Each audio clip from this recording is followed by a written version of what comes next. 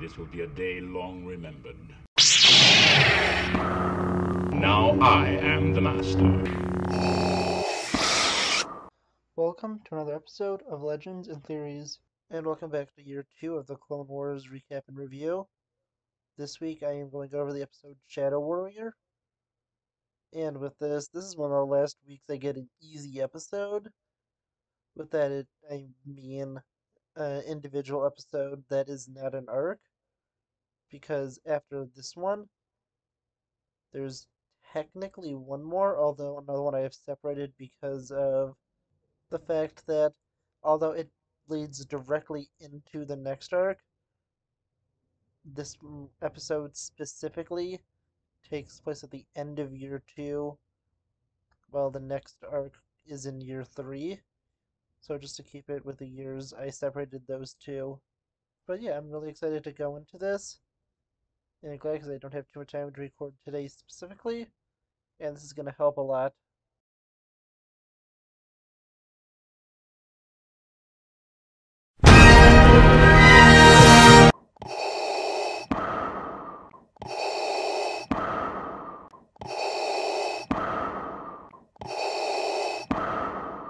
Anakin Skywalker and Padme Amidala have been called to Naboo to deal with potential Gungan rebellion aided by the Separatists. Both are concerned and do not think this is possible, and go to meet up with Jar Jar Binks, who goes and confirms that Boss Leone, the new leader of the Gungans, is preparing to gather his forces and march with the Separatists upon Theed. And with this, they go down to Othagunga to speak with Boss Leone. And with it, they see that he is being manipulated by a Gungan named Richelieu and are trying to figure out what is going on. Quickly realizing that he's under an enchantment caused by a necklace, Anakin pulls it off of Boss Leone, who has now had the control broken and is told what has happened. And meanwhile, we see how Liu has gone and contacted Count Dooku, confirming he is working with the Separatists and has promised a place in Dooku's order when it is established and Naboo has been taken over. But with this, Leone comes in to confront him and they begin a fight. Anakin and Padme come in to help, but Liu manages to stab Boss Leone and escapes.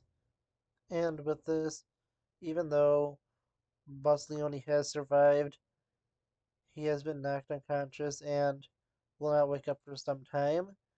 He also has not given the order to not go and invade Theed, and after this, Anakin and Padme feel defeated until they realize that Jar Jar has an almost perfect resemblance to Boss Leone, and with it, they tell him to go and impersonate Boss Leone so they can go and prevent this invasion from happening.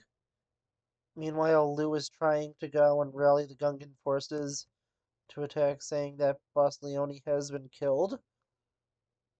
But at the same time, Jar Jar, disguised as Leone, comes out and tells them what the Liu has done to Leone, acting as if he is Leone, and orders for his arrest. He begins to run, and Anakin chases after him. And the Separatist forces have landed, not having been informed in enough time. And General Grievous wants to speak to Boss Leone. So Jar Jar, still taking up the role, goes up and begins to talk to him. And with it, Jar Jar begins to stall for time as General Tarplas goes and contacts Padme to ask her what he should do, and Padme informs him to go and disable the droids and find a way to capture Grievous. With this, Grievous is furious and sees through Jar Jar's disguise, causing him outside. He orders his droids to attack, but General Turplus has managed to go and disable the battle droids. And with this, they go and all attack Grievous. With this, Turplus goes in and sacrifices himself, distracting Grievous long enough for the Gungans to go and capture the cyborg general. And with this, Palpatine is informed of it and goes immediately as Darth Sidious to Dooku, telling him that Grievous has vital importance in his plans and he needs him to be released. Dooku does not see how this is possible, and Sidious tells him to lure Anakin Skywalker into a trap, capture him, and he knows that Senator Amidala will agree to trade Anakin for Grievous. And with this, Dooku does manage to do it, having Luke lure Anakin to his hideout, and with it, he goes and kills Luke, seeing no more use in him. And although Anakin is able to hold his own for a good amount of time, he is overwhelmed by Dooku and his Magna Guards, who take him alive, and Dooku goes and contacts Padme, telling her to trade Grievous for Anakin. And with this, although Padme really wants to let Anakin go, she knows how vital Grievous is to the war, and just thinks that she couldn't release him until Jar Jar is able to convince her that she should not abandon her friend, and although this is the right move to make tactically, it is not the right move to do to a friend, and with that, Padme is convinced by Jar Jar, and goes to a point where Grievous and Anakin are traded. And with this, although the Separatists did manage to pull back from a complete disaster, they were not able to take the world of Naboo, and ultimately suffered more than they gained, with them barely being able to gain back Grievous because of a very specific circumstance. If it did not present itself, Grievous would have been taken out of this war. And yeah, this is an episode I really don't like. With it, I think that, first of all, Padme doesn't have the authority to go and train a major prisoner of war without consulting anyone else in the Republic to trade for Anakin. And with that, it's also completely ridiculous that Grievous is falling to the army of Gungans. Even though they do outnumber him, it's just something that is so crazy, and this could also go and throw fuel into the fire for the Darth Jar Jar theory, which is one of the few positives since he goes and basically convinces Padme that she can't go and abandon Anakin, and this plays into Palpatine's plans perfectly. And yeah, although I don't believe the Darth Jar Jar theory, it's just a funny thing to think about. And it's just one of those odd moments that could be explained by the Darth Jar Jar theory. And with this, I think that it's just not that good of an arc. I think that they just changed a lot of things with this.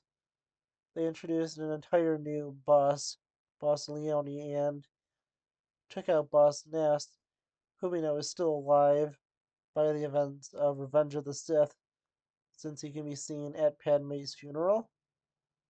And with that, honestly, I think that this just really isn't a good episode. It's not terrible. It has some cool stuff like Palpatine knowing how to use Anakin's relationship with Padme to get Grievous out of the situation. Although, as I said, even though Palpatine would have made it work like that. I am surprised Padme faced no consequences at all for letting the most valuable prisoner in the Republic had a chance of getting, besides Dooku, get away. And with this,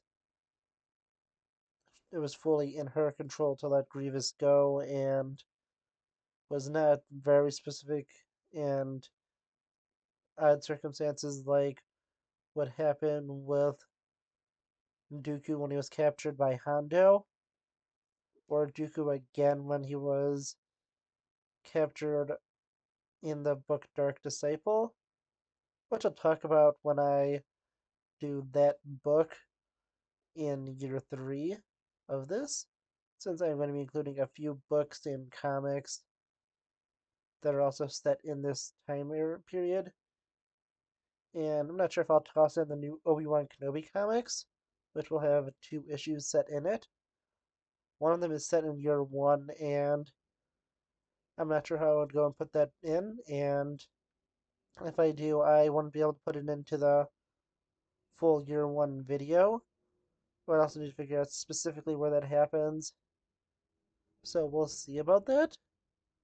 But with it, I'll be waiting for at least the next issue of Obi-Wan Kenobi to come out and be shipped to me, which will probably take another month because the issue number 3, which has probably been out for like 2 or 3 weeks, just came in a few days ago for me.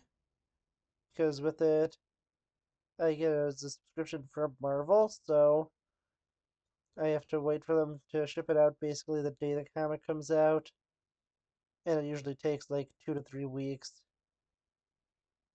But yeah, I'm not sure if I'll do that. Let me know if you're interested in that in the comments. And yeah, honestly, looking at this, I don't have too much more to say about this. It's just one of those ones that is something that I don't like too much. And with it, let's go and move to my ranking. And with it, I easily give it last place. And with it, I was really debating on where specifically to put it. I felt like it doesn't deserve to be in the 60s, and the upper to mid 70s was a little too high, so I decided on a score, as you can see, of 72.3. That places it in last place of all Clone Wars arcs that we have gone over so far. But yeah, that's not it's a terrible place to be. And with it, I do want to know what you think. Let me know in the comments. I'll see you all in the next episode of Legends and Theories. Thank you for watching this episode of Legends and Theories. Please subscribe, like the video, share the video, leave a comment, check out the video on screen, and may the Force be with you.